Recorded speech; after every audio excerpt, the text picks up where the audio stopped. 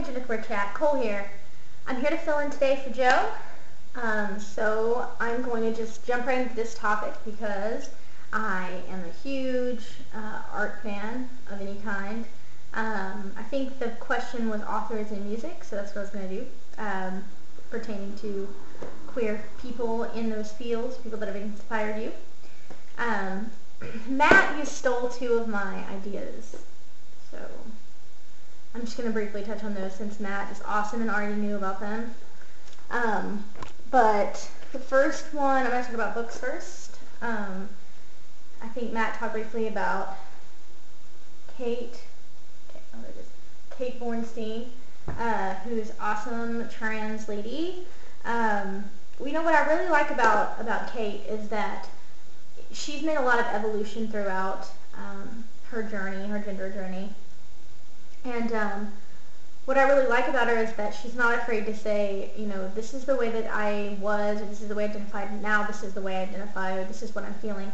She's not afraid to be open to all sorts of things. And so I think that's such a cool and empowering type of lifestyle, is to be able to be open and just so honest and vulnerable and be able to tell the world about it through your writing. So I really respect Kate a lot and love her writing. This next book is one that I'm reading right now. I'm in the middle of it. It does have a preface by Kate. It's written by several authors, but it's called Homosexuals, Challenging Assumptions About Gender, there you go, and Sexuality.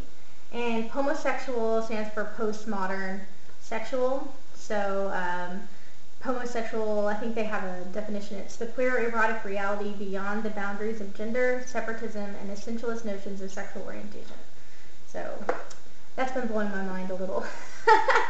It's just a lot of theory, a lot of queer theory, and kind of thinking outside of any kind of box or anything that you've ever had about gender and sexuality and those types of things. This book deals specifically with people reading your gender and then assuming your sexual orientation. It has a lot in there about that, which is, I know, is something that a lot of genderqueer people or trans people come in contact with.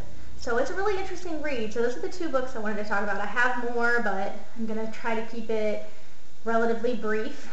Okay, the next couple of things I was going to talk about that have really influenced me are two spoken word poets, one of which I mentioned in the Gender Boxes video, I believe, named Alex Olson. She's just inspired me with her fierce and, you know, she has absolutely no real limits. And I think that I've just never heard someone have such a powerful, you know, spoken word voice, at least pertaining to issues that are close to my heart, such as gender and things like that. So check her out. And another spoken word artist that I wanted to mention was Dr. Madeline Hatter, who, that's her stage name, but she is extremely powerful, again, spoken word poet.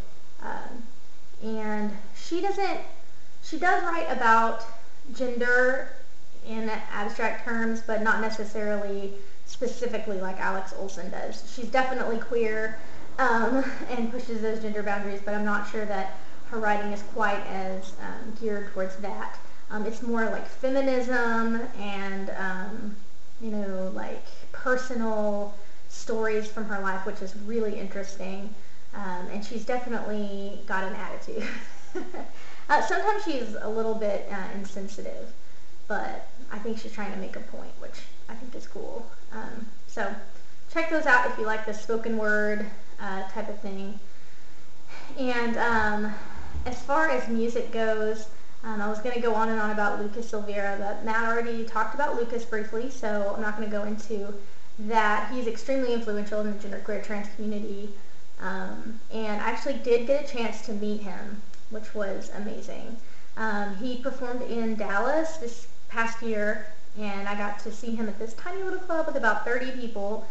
And I actually, before the show, he was outside on his phone or something, and I went up and talked to him for a little bit, but I get nervous because I don't want to be like, oh my god, I love you, you're so awesome, and embarrass myself. So, I held back because he's just a person, but I just really respect his music, and as a fellow musician, I mean, he's incredibly talented, and he can sing such a wide range of music, and, to see someone that I can relate to up there being successful, he was even rated like Canada's sexiest man or something like that, and that's pretty progressive and amazing, and so he really inspires me a lot.